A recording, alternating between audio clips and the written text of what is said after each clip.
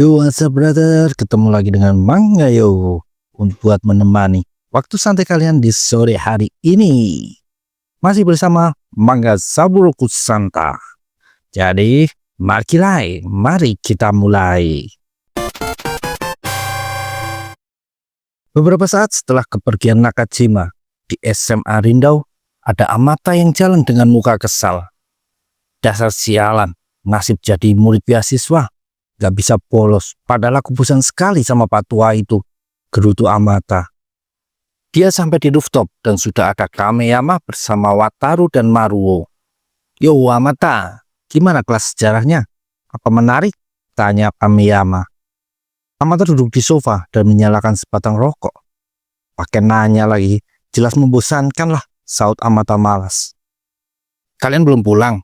Tanya Amata lagi. Kami bertiga kan memang selalu pulang lambat. Lagian memang sengaja menunggumu, jawab Kameyama. Amata bertanya, ada apa menunggu dirinya? Ada tamu yang mencarimu, kata Kameyama sambil menunjuk ke atas. Amata menengok ke belakang, dan di atasnya sudah ada nongkrong Kamakiri dan Jai. Kalian? Seru Amata melihat dua Kurotaki itu. Lalu mereka melompat turun. Amata bingung, kenapa kedua orang ini nyariin dia? Dari kemarin kami nyariin, bahkan kami mampir ke apartemenmu. Tapi kata Raita, mending langsung ke sekolah saja, jawab Kamakiri. Kamu kaget kan, kata Jai. Ya kagetlah, kalian seenaknya datang ke sekolahan lain begini, saut Amata. Lalu dia nanya ada apa? Padahal terakhir kali ketemu, Kamakiri ngomong mau fokus jadi bos Kurotaki. Sekarang malah sibuk keluyuran. Amata, aku juga sudah dengar yang terjadi pada Kurotaki. Menurutku, akan banyak hal terjadi ke depannya, kata Kameyama. Amata malah bingung. Dia baru sadar kalau Kameyama terlihat biasa saja dengan Kamakiri dan Jai. Padahal terakhir kali ketemu, Kameyama dihajar sama Kamakiri. Soal itu, setelah aku ngobrol sama keduanya, entah kenapa jadi merasa cocok. Pokoknya, kami bertiga sudah jadi bestie, saut Kameyama sambil tertawa. Begitupun dengan Kamakiri dan Jai. Amata cuma bisa menatap tak percaya pada tingkah laku random tiga orang di depannya ini. Lalu Kamakiri ngomong, dia sudah menemui Bandai dan mengutarakan maksudnya buat jadi pengganti Nakajima. Dan Bandai tidak mempermasalahkannya, tapi syaratnya Kamakiri harus didukung lebih dari setengah anggota Kurotaki. Aku lalu mengumpulkan massa untuk menyampaikan visi dan misi sebagai calon ketua. Tapi yang datang cuma anak Takia dan Kawada 2. Itu juga sedikit sekali jumlahnya, kata Kamakiri. Dia bilang situasinya malah bikin kepalanya pusing. Makanya mau minta pendapat Amata. Apa artinya banyak anak Kurotaki yang tidak suka padamu, kata Amata. Sialan kamu Amata. Aku tidak seburuk itu tahu, saut Kamakiri kesal. Lalu Amata menyarankan sebuah ide. Kalau begitu, pakai saja cara tercepat. Kamu cari Kuriko dan duel dengannya. Tapi pastikan anak-anak Kurotaki menyaksikannya. Kamakiri langsung emosi. Orang itu mengalahkan 17 orang sendirian tahu. Memang iya, jawab Amata. Dan diantaranya ada Bacer, Harada dan Kurosawa. Tambah Kamakiri lebih histeris. Ya terus kenapa bangsat? Teriak Amata kepancing emosinya. Kamu ini serius gak sih jadi ketua Kurotaki? Tanya Amata. Ya iyalah. Aku cuma mau bilang tidak mungkin aku bisa duel melawan Kuriko. Bisa-bisa sekali pukul aku langsung KO. Dan malah anak-anak tambah gak respect padaku, saut Kamakiri. Oh iya juga sih, kata Amata. Kamakiri geram bukan main melihat Amata yang seenaknya sendiri. Kamu niat ngasih ide gak sih? Seru Kamakiri. Kan aku cuma ngomong yang ada di pikiranku, jawab Amata enteng. Pengsek, ini akibatnya kalau coba berpikir tapi gak punya otak, balas Kamakiri. Dan keduanya malah saling berdebat dengan emosi. Kameyama maju dan memisahkan kedua bocah bodoh itu. Sudah tenang dulu, daripada ribut. Aku punya ide cemerlang nih, kata Kameyama. Wajah Kamakiri langsung berubah ceria. Ide apa itu? Cara buat menambah pendukungmu adalah menjadikan SMA Rindau anggota aliansi Kurotaki, jawab Kameyama mengejutkan semua orang yang mendengarnya. Kalau kamu bisa memasukkan Rindau, maka semua orang akan melihat kamu punya kemampuan menaklukkan dan juga memimpin banyak orang. Di sisi lain, SMA Rindau akan merasa aman karena jadi bagian dari Kurotaki. Menurutku, itu win-win solution sih. Kamakiri meneteskan air mata saking terharunya. Ini solusi yang aku tunggu dari tadi, Kameyama, kata Kamakiri. Tapi Amata masih belum serak sama keputusan itu. Maruo, apa kamu yakin ini? Tanya Amata ke salah satu kawan Kameyama. Karena yakin dia lebih bisa berpikir waras daripada Kameyama. Ya menurutku itu tidak masalah sih. Melihat kondisi Kurotaki juga, kata Maruo. Kalau menurutmu, Jay? Aku serahkan semuanya pada Kamakiri, jawab Jay. Dan tak berapa lama, Kamakiri berhasil meresmikan SMA Rindau jadi bagian Kurotaki saat dia mengusulkannya di rapat resmi para leader. Di suatu siang, jalanan dilewati dua sepeda motor yang melaju kencang. Motor yang di depan dinaiki dua orang berboncengan, yaitu Hayato dan Ginta. Lalu di belakang mereka ada Kiyohiro. Gimana Ginta rasanya? Tanya Kiyohiro. Seru sekali, jawab Ginta dengan senyum lebar. Mereka pun terus melaju sampai ke sebuah tempat di puncak bukit. Kiyohiro menyuruh Hayato dan Ginta menunggu karena dia mau pipis sebentar. Oh, pemandangannya indah banget, seru Ginta yang merasa senang. Naik motor jauh-jauh buat lihat pemandangan begini memang asik, tambahnya. Tapi Ginta bingung melihat Hayato diam saja tak ada respon. Ada apa, Banjan? Tanya Ginta. Bukan apa-apa, jawab Hayato. Ngomong aja, gak usah sungkan, kata Ginta. Baiklah, kalau gitu aku akan mengatakan saja. Ginta, sudah lama kamu tidak ketemu Raita dan Amata kan? Tanya Hayato. Ginta jadi salah tingkah ditanya seperti itu. Mereka mengkhawatirkanmu. Mereka bilang kamu bertingkah aneh akhir-akhir ini. Aku tidak ada maksud ikut campur pertemanan orang lain. Tapi Ginta, dalam hidup ini kita nggak akan banyak menemukan teman yang sungguh bisa kita percayai. Jadi kamu harus belajar menghargai mereka yang selalu ada untukmu, kata Hayato lagi, yang sepertinya mengenai langsung ke dalam hati Ginta.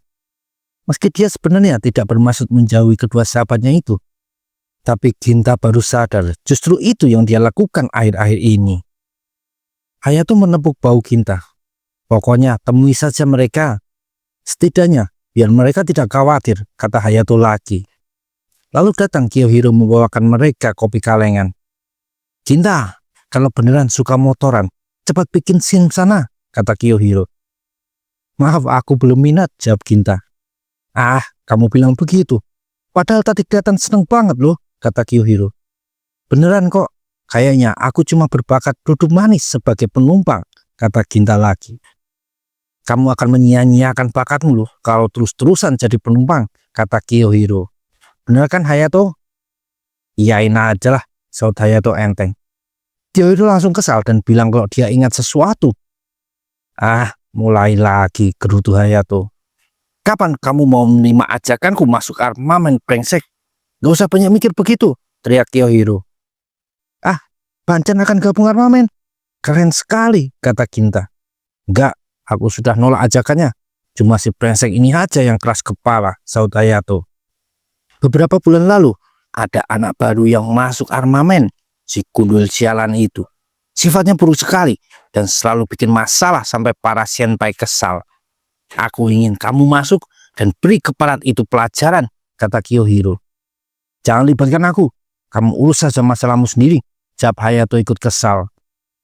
Ginta menatap ke arah Hayato yang biasanya selalu bersikap cool, tapi kini dia melihat sisi lain dari Hayato. Mungkin karena sedang bersama sahabatnya. Ginta menunduk sedih. Dia iri karena tidak bisa terus berkumpul sama Raita dan Amata gara-gara keterlibatannya dengan Dark Lizard. Ginta tidak mau dua sahabatnya itu ikut kena bahaya. Tapi aku berharap kita bertiga bisa kumpul kayak dulu lagi, gumam Ginta sedih. Di tempat lain, terdengar suara bersin yang sangat keras. Kenceng banget suaranya, komen Raita pada Teso yang duduk di sebelahnya.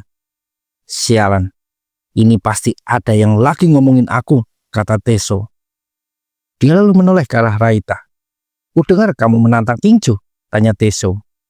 Ya, aku coba meraih jalan ke puncak. Tapi yang ada, aku malah dihajar habis-habisan sampai badanku tidak bisa bergerak besoknya. Tapi aku tidak menyerah. Aku akan melakukan pembalasan suatu hari nanti, kata Raita.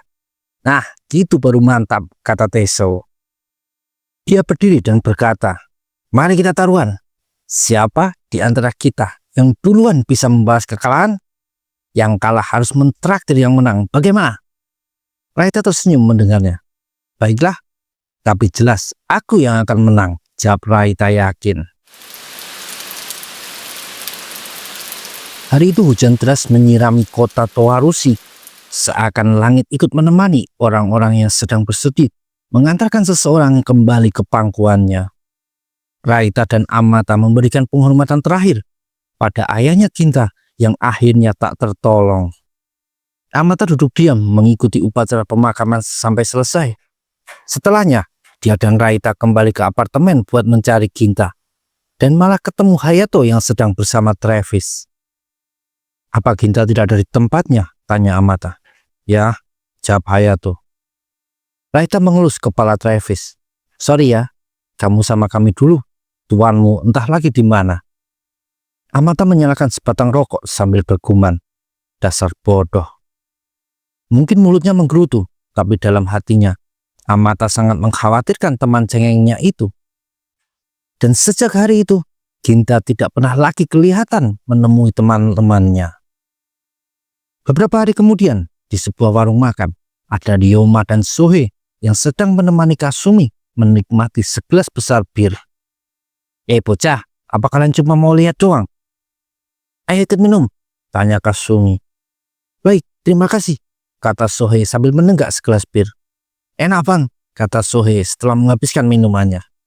Kasumi pun nyengir mendengarnya. Minum yang banyak dan makan lebih sedikit. Begitulah masa muda seharusnya. Lalu dia melirik ke arah Ryoma dan bertanya kenapa tidak minum. Ryoma menjawab dia tidak biasa minum alkohol dan selalu cuma pesan teh saja. Apa? Teh? Kamu itu yakuza, tapi tidak minum alkohol? Teriak Kasumi kaget. Ryoma menundukkan kepala dan bilang maaf. Sohei buru-buru ngomong nanti akan mengajari Ryoma agar bisa ikut minum alkohol ke depannya. Kasumi pun tidak memperpanjang masalah itu dan bilang mau ke toilet. Kalian habiskan semua makanan di meja ya, perintah Kasumi. Setelah seniornya pergi, Sohei menghela nafas berat. Dia bilang tidak mengerti, padahal dirinya lebih senior daripada Ryoma. Tapi Kasumi selalu memanggil dirinya bocah. Tapi pada Ryoma, Kasumi memanggil nama. Sohei yang lagi menggerutu, tahu-tahu dikagetkan Kasumi yang sudah kembali. Kamu ngomong apa barusan? Tanya Kasumi. Meski bertanya biasa, tapi bikin Sohei terbatu-batu saking kagetnya. Tidak ada apa-apa bang. Cepat sekali ke toiletnya, kata Sohei mengalihkan pembicaraan. Kasumi ngomong kalau toiletnya malah rusak. Dia pun lanjut minum sake. Bang, apa aku boleh tanya tentang masalah Sayama-san? Tanya Sohei. Menurut Sohei, ada yang janggal dari perbuatan geng Dark Lizard yang membunuh Sayama. Semua tahu tentang posisi Sayama di Saiko, jadi tidak mungkin orang lain berani macam-macam. Menurut Sohei, Dark Lizard memang mengincar menjatuhkan ketua Mikio. Ryoma yang di samping Sohei tidak berkomentar, dia cuma diam mendengarkan. Sedangkan Kasumi masih terus menenggak sake. Setelah Sayama, sekarang mereka mengincar bos kita. Tampaknya para pemula itu ingin main keras, kata Kasumi. Tapi itu cuma perkiraanku saja bang, belum ada bukti yang mendukung, kata Sohei. Tapi kalau dugaanmu itu benar, dan mereka benar-benar mengincar bos Mikio, maka semuanya akan terlalu sederhana dan mudah diselesaikan, saut Kasumi. Dia bilang, itu berarti Dark Lizard harus menyerang langsung geng Saiko untuk mendapatkan Mikio. Dan itu juga berarti para petinggi geng yang akan menghadapi mereka. Tapi kamu gak usah khawatir Sohei. Ketua kita itu meski masih muda, tapi sangat berkapasitas jadi ketua Saiko. Jangankan kepala, satu jari pun tidak akan bisa mereka dapatkan. Apalagi dengan bantuanku dan orang-orangku, kata Kasumi lagi. Sohei tertawa lega mendengarnya. Sedangkan Ryoma berpikir kalau Kasumi seperti yang Tenkai bilang, Makanya kata-katanya barusan bukanlah bualan semata. Tak disangka Kasumi menegur Ryoma. "Hei Ryoma, kamu dari kemarin dan juga sekarang punya tatapan tajam. Apa kamu sedang ingin membunuh seseorang?" tanya Kasumi mengejutkan Ryoma dan Shohei. "Tentu tidak," jawab Ryoma cepat. Shohei pun bilang tidak mungkin Ryoma punya niat seperti itu. "Ya sudah kalau gitu, lupakan saja perkataanku tadi," kata Kasumi, yang kemudian berteriak pada pelayan resto, "Apa toiletnya sudah bisa dipakai?" Seorang pelayan datang dan ngomong kalau toiletnya masih tetap tidak bisa dipakai. "Menyebalkan. Hei kalian, aku akan kencing di gang sepi sana saja," ujar Kasumi. Lalu Shohei mengusulkan untuk sekalian pulang saja dan disetujui oleh Kasumi. Ketiganya keluar dari restoran itu dan Ryoma ngomong akan mengambilkan mobil yang ada di parkiran. Tapi lama Kasumi dan Shohei menunggu. Ryoma tidak kunjung juga datang. "Aku sudah angkat tahan. Aku sana dulu bocah," kata Kasumi sambil jalan ke gang sepi. Sebuah tembok jadi sasaran tembakan air kencingnya Kasumi. Dari arah belakang muncul beberapa orang memakai hoodie hitam mendekat ke arah Kasumi. Yakuza itu menyadarinya dan menoleh melihat rombongan orang memakai penutup mulut dan hoodie bertuliskan BL di punggungnya. "Kalian mau apa?" tanya Kasumi. Lalu dia bilang kalau punya urusan dengannya akan nunggu sebentar karena kencingnya belum selesai. Setelahnya Kasumi balik badan dan nyengir lebar. "Jadi ada apa nih? Ramai-ramai mencariku." Dari belakang rombongan itu bergerak dua orang ke depan. Itu adalah Jet dan Lee. "Kamu Kasumi dari Saigo Family kan?" Kasumi menyapa keduanya tanpa takut. "Akhirnya kalian mencariku juga ya?" Sehari sebelumnya di apartemen sudah berkumpul Tenkai, Masamune, Jet, dan Lee. Tampak muka serius mereka semua. Jet mengambil selembar foto Kasumi yang tergeletak di meja. "Jadi ini si Kasumi itu?" "Ya benar. Dan aku mau kalian menghabisi orang itu." "Apa kalian bisa?" tanya Tenkai. Kakak beradik itu menjawab kalau mereka akan melakukannya dengan senang hati. "Kita akan buat skenario di mana dia sendirian. Dan untuk tenaga tambahan mereka akan menyediakan," kata Masamune menunjuk Shimada dan Morimoto yang sudah hadir. "Serahkan saja pada kami. Akan kami kirim ke barat itu ke gerbang neraka," kata Jet dan Lee penuh percaya diri. Tenka tersenyum mendengarnya. Dan kembali ke malam ini, mereka sudah mengepung Kasumi. "Jadi, kalian geng baru yang sedang terkenal itu ya?" kata Kasumi. "Benar, kamilah Dark Lizard yang akan menghabisi Kasumi Kyoichi dari Saigo," jawab Jet. "Dua orang sebanyak ini merepotkan juga," kata Kasumi. "Okelah kalau begitu, mari kita bermain bocah." Sementara itu di markas, ada Masamune yang nanya apa sudah tepat memberi tugas ini ke kakak beradik Jet dan Lee. "Aku masih belum percaya sepenuhnya pada dua orang itu," kata Masamune sambil membawakan secangkir kopi pada Tenkai. "Aku paham maksudmu, tapi kita sudah membayar mereka. Jadi kenapa tidak disuruh kerja? Entah mereka berhasil atau malah tewas. Bukankah ini bisa jadi kesempatan untuk melihat kemampuan mereka?" saut Tenkai santai. Masamune tersenyum mendengarnya.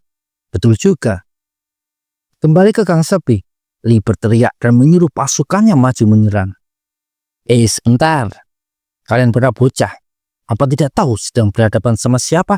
kata Kasumi sambil menatap tajam ke depan, bikin para Black Lizard gentar. "Orang yang kalian ganggu ini adalah Kasumi, sang Asura," kata Kasumi sambil nyengir lebar. "Apa kalian sudah siap bertarung sampai mati? Kalau ada, sini maju, akan kukirim langsung ke neraka." Lee menoleh ke belakang. Kalian jangan mau gertak. Kita lebih banyak tahu. Ngapain kalian mundur begitu, bodoh?" teriak Lee kesal. Kasumi maju. Bocah besar, kenapa tidak ngasih contoh dulu? Kalau pemimpinnya saja takut, bagaimana dengan pasukannya?" ejek Kasumi. Lee pun jadi marah mendengarnya. Dia melepas jaket. "Akan kuhabisi kamu." Jet ikut menyemangati adiknya. Lee maju ke hadapan Kasumi. Dia menoleh ke belakang dan mengangkat tangannya. Kalian lihat baik-baik. Satu pukulanku akan menjatuhkan Pak tua ini, teriak Lee. Kasumi tersenyum. Dan tanpa ada yang menduga, sebuah belati dikeluarkan oleh Kasumi dan langsung ditusukkan ke pinggang belakang Lee. Hei bocah, membelakangi Yakuza saat pertarungan adalah hal bodoh tahu, kata Kasumi. Muka Lee dan Jet langsung panik. Kasumi menekan lebih dalam lagi belati di tangannya. Lee menjerit kesakitan dan jatuh ke bawah. Kasumi langsung menendang perut Lee tanpa ampun. Dia berjalan maju. Jadi, apa masih mau dilanjutkan, bocah? Tanya Kasumi menatap rombongan di depannya itu. Rombongan Black Lizard terlihat gentar dan tak berani bergerak. Sedangkan Kasumi sudah berdiri di depan Jet. Minggir bocah. Sekarang masih bisa menyelamatkan bocah besar itu. Atau kamu mau ikut berbaring dengannya? Tanya Kasumi. Dia, sekarang aku yang akan membahasmu, brengsek, teriak Jet. Kasumi tertawa kecil. Jadi kamu punya nyali juga ya? Tapi tiba-tiba suara dua orang yang panik melihat tubuh Lee terkapar dengan pisau tertancap. Ada yang ditusuk, cepat lapor polisi, teriak dua orang itu. Yang menandakan keributan ini tidak bisa lagi dilanjutkan. Sampai jumpa lagi, kata Kasumi sambil berjalan pergi, meninggalkan Jet yang cuma bisa menatap Yakuza itu dengan mata dipenuhi rasa amarah.